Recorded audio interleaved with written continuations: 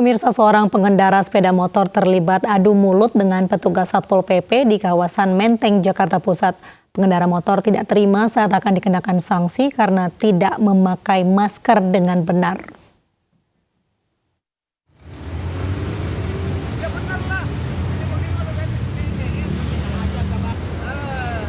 Pengendara motor ini menolak ditindak saat terjaring razia kepatuhan yang digelar petugas Satpol PP di Jalan Proklamasi, Menteng, Jakarta Pusat. Ia berdalih telah memakai masker sehingga tidak perlu ditindak. Petugas yang kesulitan menghadapi pria ini akhirnya terpancing emosi.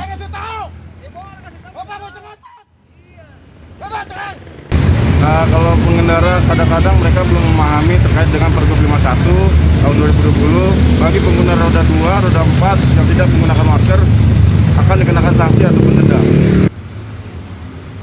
Razia di hari pertama perpanjangan masa PSBB kali ini, petugas Satpol PP menindak puluhan pelanggar yang dikenakan sanksi denda dan sosial.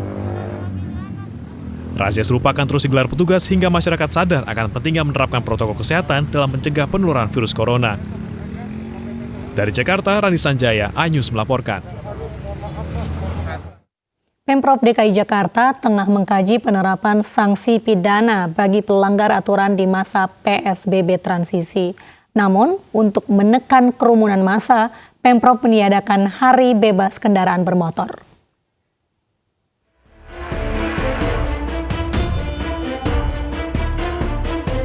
Dalam perpanjangan PSBB transisi selama 2 pekan ke depan, Pemprov DKI Jakarta tidak akan mengadakan hari bebas kendaraan bermotor atau Car Free Day di 32 kawasan.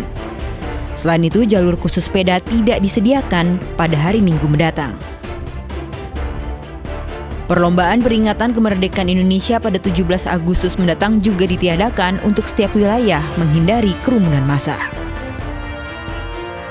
Kini Pemprov DKI Jakarta tengah mengkaji kemungkinan sanksi pidana bagi pelanggar PSBB baik perseorangan atau korporasi. Dimungkinkan adanya sanksi pidana, kita akan lihat ya. Kemarin juga sudah diskusikan bersama Kajati dan Kapolda, dimungkinkannya ada sanksi pidana. Tapi sekali lagi tentu kita tidak ingin sanksi ini yang berlaku. Untuk itu kita minta masyarakat untuk lebih tertib dan lebih disiplin lagi dan patuh supaya kita bisa segera memutus mata rantai penyebaran COVID. Pemprov DKI Jakarta memperpanjang masa PSBB hingga 27 Agustus 2020.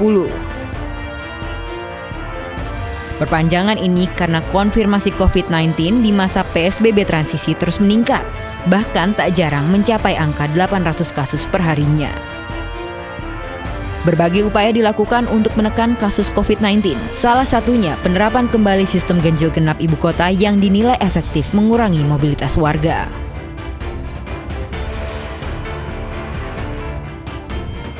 Selain itu, aturan wajib masker juga digalakan karena hingga kini masih banyak warga yang melanggar. Bahkan Pemprov DKI Jakarta akan melibatkan kepolisian dan TNI untuk menertibkan warga yang tidak bermasker. Dari Jakarta, tim liputan iNews melaporkan. Pemirsa, ribuan warga Muna, Sulawesi Tenggara yang menyambut pasangan bakal calon bupati dan wakil bupati Muna, Rusman Emba dan Bahrun, mengabaikan protokol kesehatan.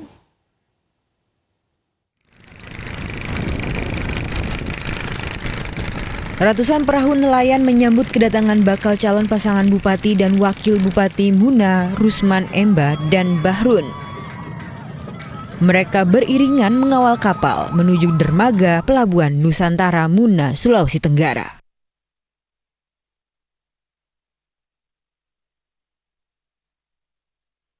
Sayangnya, euforia penjemputan ini tak sepatutnya dicontoh di tengah wabah virus corona.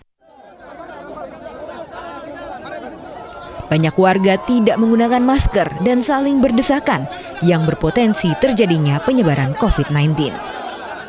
Pasangan Rusman Emban Bahrun rencananya akan maju dalam Pilkada Kabupaten Muna pada Desember 2020 mendatang. Rusman Emba merupakan petahana yang saat ini masih menjabat sebagai Bupati Muna. Ia diketahui mengantongi rekomendasi dari 4 partai politik. Dari Kabupaten Muna, Sulawesi Tenggara, Febriono Tameng, iNews melaporkan. 18 Agustus mendatang, sejumlah sekolah menengah pertama di Lebak, Banten segera menggelar sekolah tatap muka. Sekolah tatap muka ini digelar karena berada di zona hijau COVID-19.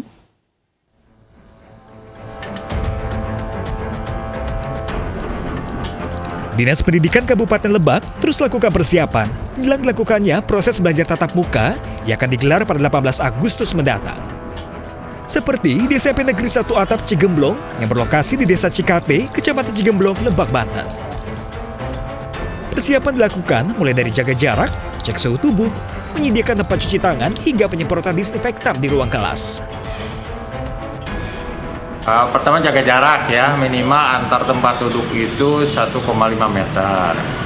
Yang kedua di shift, ya maksimal itu satu kelas itu 18 ya, atau 50% lah dari kapasitas. Kemudian di jadwal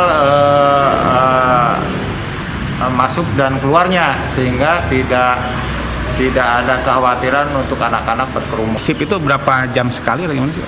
Yang jelas satu hari itu maksimal untuk SMP itu 4 jam.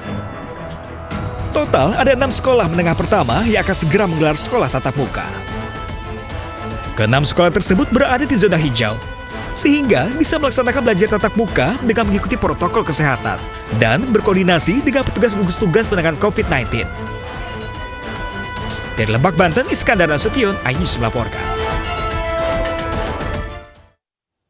Pemirsa, kewajiban memakai masker menjadi salah satu protokol kesehatan yang harus dijalankan masyarakat. Hal ini adalah langkah untuk menekan penyebaran virus corona, terlebih saat berada di fasilitas publik seperti puskesmas.